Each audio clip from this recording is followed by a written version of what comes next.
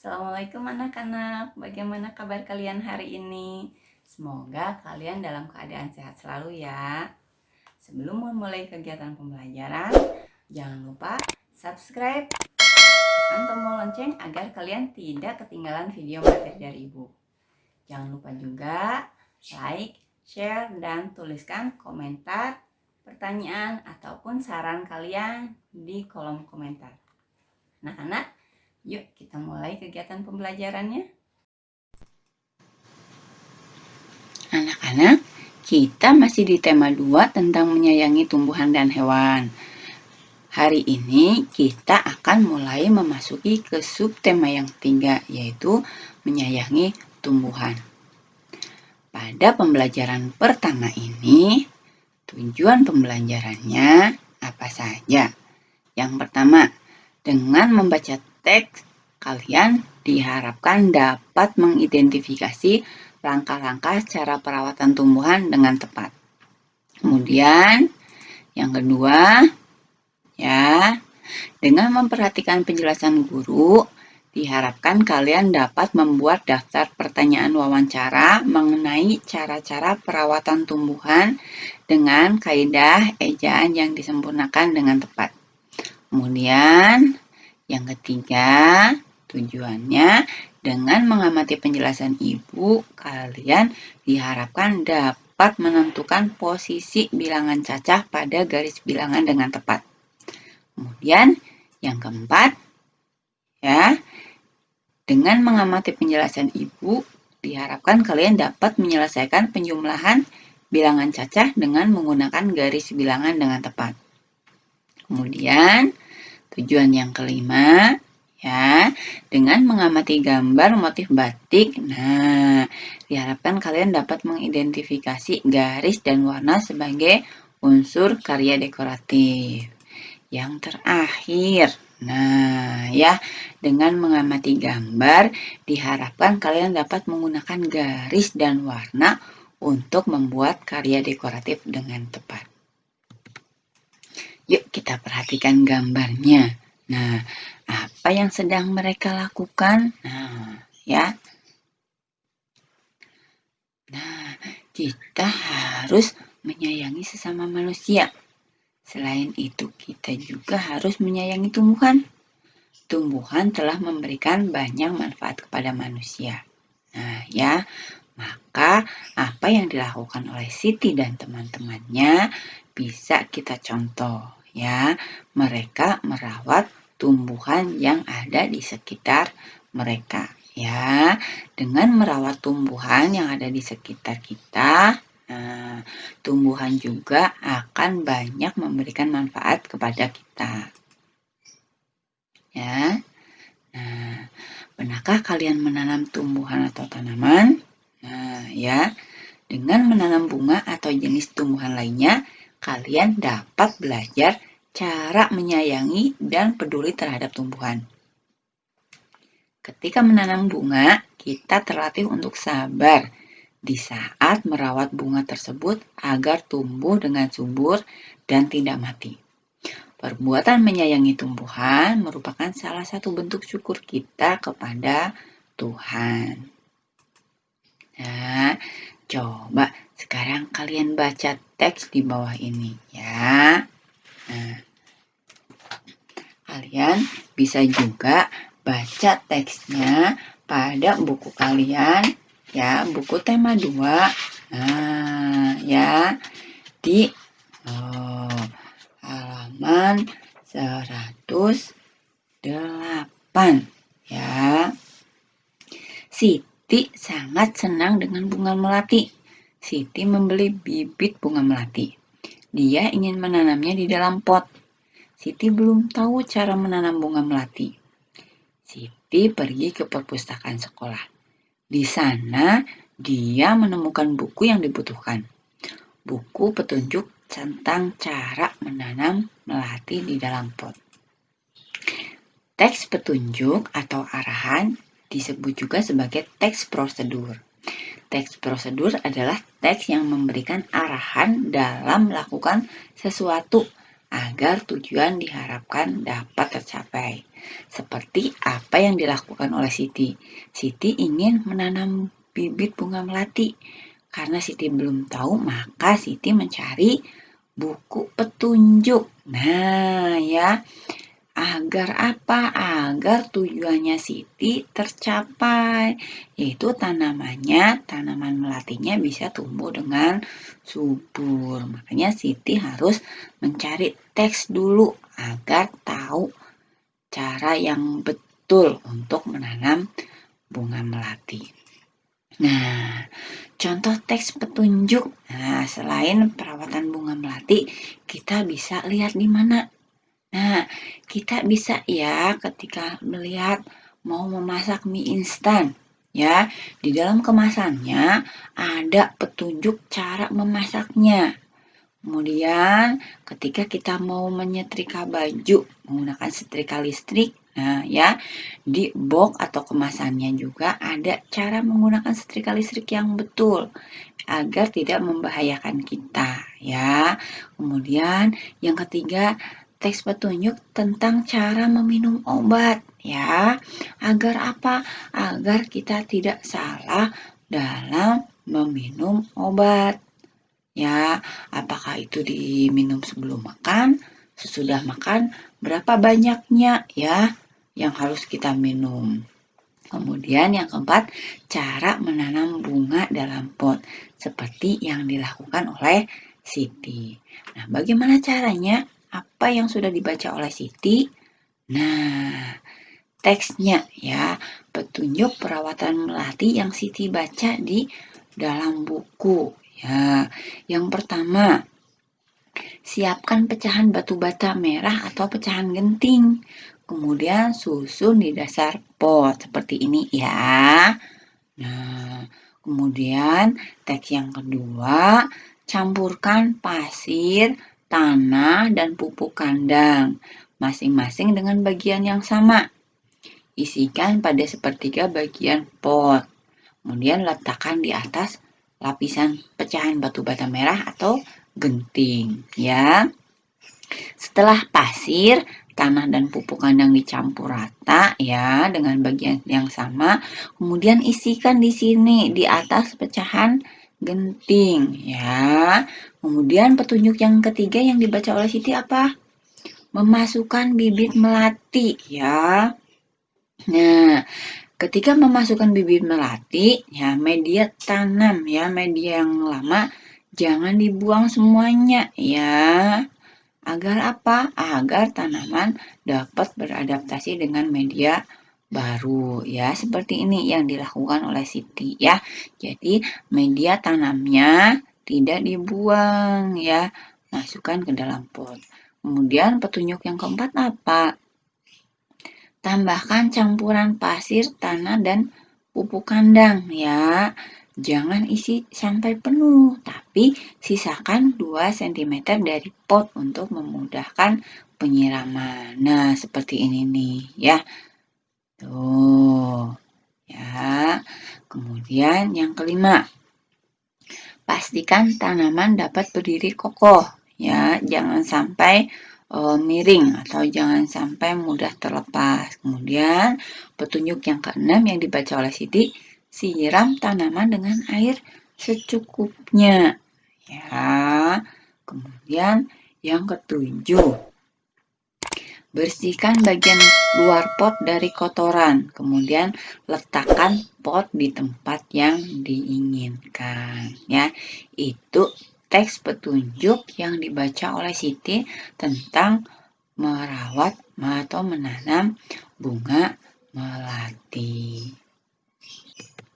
Nah, jika kalian sudah paham tentang teks petunjuk perawatan bunga melati, nah maka sekarang coba kalian beri tanda centang ya di dalam kotak bila kalimat-kalimat di bawah ini sesuai dengan petunjuk perawatan tanaman melati.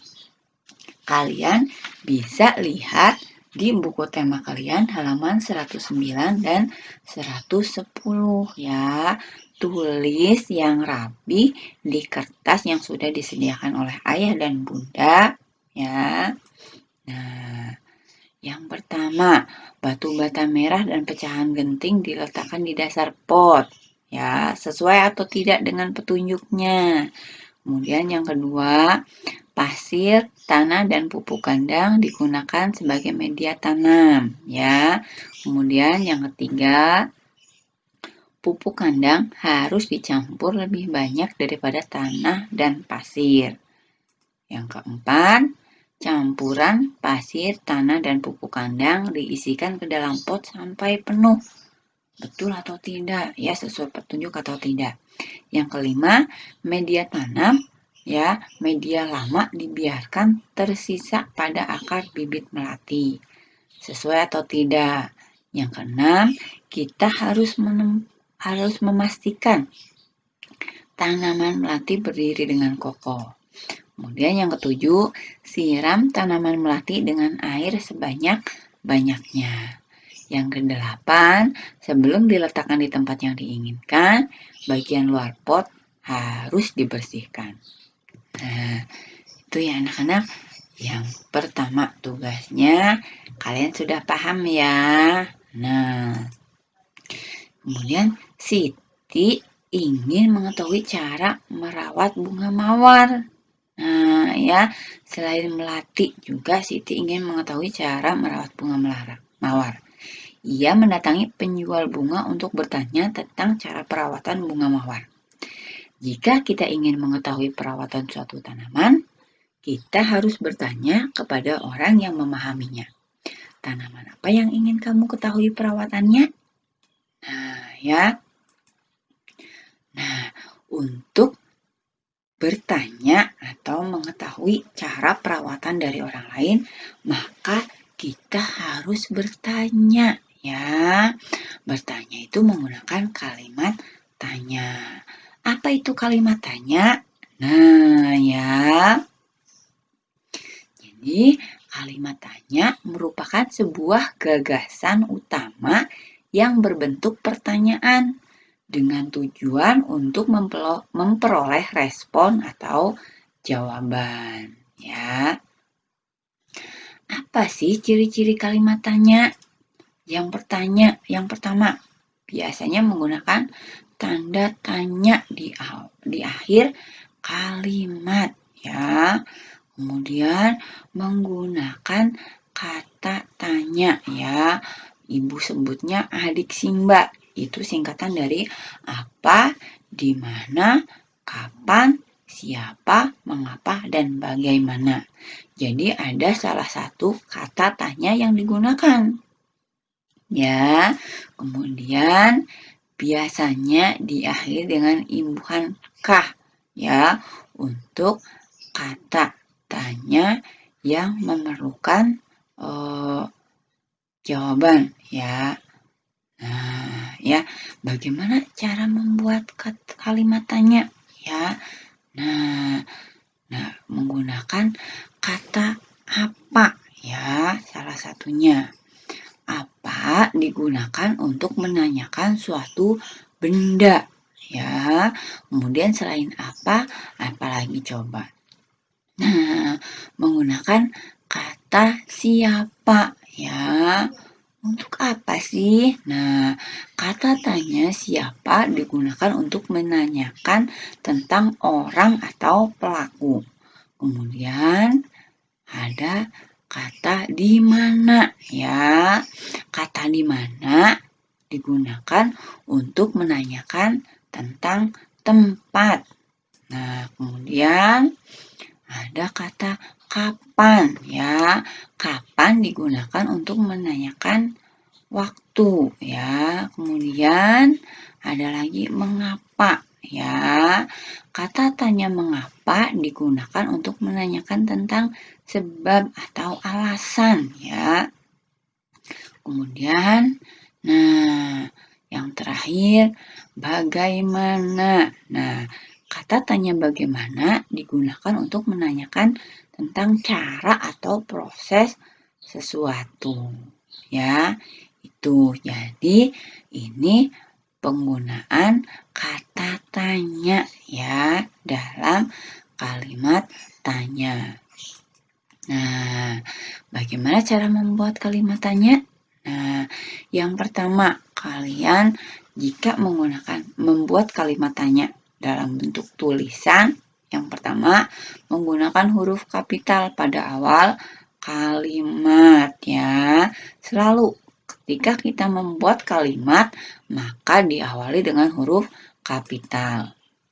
Kemudian yang kedua menggunakan kata tanya ya, tadi sudah dibahas sama Bu Guru ya. Kemudian yang ketiga menggunakan tanda tanya ya pada akhir kalimat. Kemudian yang keempat terdapat penggunaan akhir angka di beberapa kata tertentu ya untuk mendapatkan jawaban.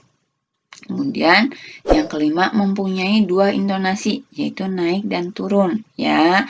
Jika kalimat tanya itu diucapkan ya. Kalimat tanya yang berintonasi naik digunakan untuk pertanyaan yang harus dijawab ya atau tidak. Ya. Sementara itu kalimat tanya yang berintonasi turun digunakan untuk menanyakan pertanyaan yang harus dijawab secara jelas. Nah, ya.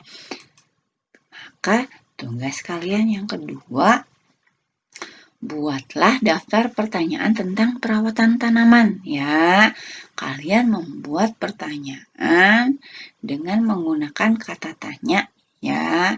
Yang tadi sudah Ibu sebutkan, apa, di mana, kapan, siapa, mengapa, dan bagaimana, ya. Nah, kalian buat pertanyaannya tadi sama Ibu sudah dikasih tahu tentang cara membuat kalimat tanya. Nah, ya. Nah, sekarang sudah paham ya tugasnya ya. Nah, yuk kita lanjutkan lagi ya. Nah, di sekolah Siti ditanam pohon sirih ya, seperti di sekolah kita ya, ada tanaman pohon sirih. Nah, sirih adalah tanaman yang tumbuh merambat. Daunnya berbentuk jantung dengan ujung daun yang runcing. Panjang daun sirih sekitar 5-8 cm dan lebar 2-5 cm. Jika daunnya diremas akan mengeluarkan bau khas. Siti dan teman-temannya akan mengukur panjang pohon sirih. Sebelum mengukur pohon sirih, Siti dan teman-temannya belajar tentang garis bilangan. Yuk kita amati garis bilangan di bawah ini. Nah, ya. Ini yang disebut sebagai garis bilangan. Nah, ya, garis bilangan dimulai dari angka 0, ya. Dimulai dari angka 0. Setelah angka 0 secara berurutan 1, 2, 3, dan seterusnya. Masih banyak lagi ya. Nah, sekarang coba kita akan bantu Siti melakukan pengamatan pertumbuhan pohon sirih. Ya. Yuk, sekarang kita perhatikan. Pohon sirih yang baru ditanam ada di posisi A ya pada angka 0. Setelah beberapa waktu, panjang pohon sirih berada di posisi B yaitu pada angka 2. Nah, jadi gambarnya seperti ini ya. Pertama di posisi 0 ya. Kemudian di posisi B di angka 2. Ya, di sini. Maka, dari posisi A ke posisi B berpindah 2 satuan. Kita lihat, 1, 2, ya, berpindah 2 satuan. Maka kita dapat menuliskan dalam bentuk penjumlahannya dari 0, ya, ke angka 2. Berarti 0 ditambah 2, ya, sama dengan 2. Kita coba lagi ya. Coba contoh lainnya jika posisi pohon sirihnya ada di angka 3. Ya. Kemudian beberapa waktu pohon sirih bertambah 2 satuan ya. Sekarang kalian perhatikan ya, pertamanya di posisi 3 ya di sini ya. Setelah beberapa waktu kemudian bertambah 2 satuan ya. Kita lihat 1, 2. Nah, berakhir di posisi ya dari A ke B yaitu posisi 5 ya. Maka tambah 2 satuan.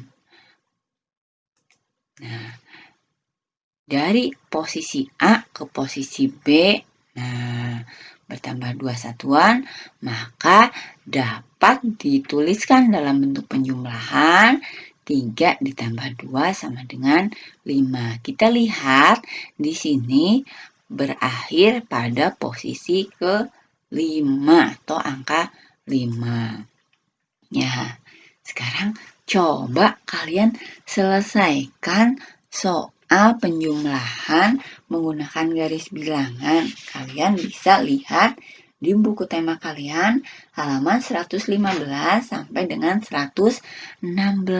Berarti ya sudah paham ya di halaman 115 sampai 116 ya. Kalian buat dulu garis bilangannya yang rapi menggunakan penggaris ya. Dari posisi 1 dengan satu angka dengan angka yang lain jaraknya sama ya. Minta bantuan ayah atau bunda untuk pertama kalinya ya, agar hasil selanjutnya kalian bisa mengerjakan sendiri dengan rapi. Nah, anak-anak, kita lanjutkan ya. Nah, setelah belajar menghitung, mengamati pertumbuhan pohon sirih, Siti membantu ibu merapikan lemari baju. Di lemari ada beberapa kain batik milik ibu. Siti memperhatikan motif batik yang ada. Ya, ada bermacam-macam motif daun dan bunga. Siti sangat tertarik dengan motif daun dan bunga. Motif yang terdapat pada batik merupakan contoh karya dekoratif seni terapan. Pada motif batik ya, dengan motif tumbuhan, unsur garis dan warna lebih dominan. Nah, nih ya, kalian coba ya perhatikan motif batik yang ada. Nah, ya.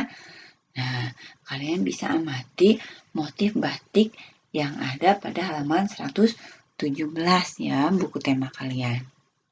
Ya, ini ya, terdiri dari garis dan warna ya. Warnanya bagus, garisnya bagus rapi. Nah, tugas kalian buatlah motif hias tumbuhan batik pada kertas gambar ya.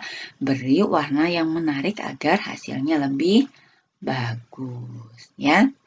Nah, anak-anak, itu tugas kita hari ini ya. Kegiatan pembelajaran kita hari ini sudah selesai. Alhamdulillah ya. Kita hari ini sudah selesai pelajarannya. Kita lanjutkan lagi di materi pembelajaran selanjutnya ya. Jangan lupa ucapkan terima kasih pada ayah, bunda, kakak, atau orang yang sudah membantu kalian belajar hari ini ya. Jangan lupa minta maaf juga ya jika ketika kalian belajar kalian kurang nurut sama ayah dan bunda ya. Sampai ketemu lagi, tetap jaga kesehatan. Assalamualaikum warahmatullahi wabarakatuh.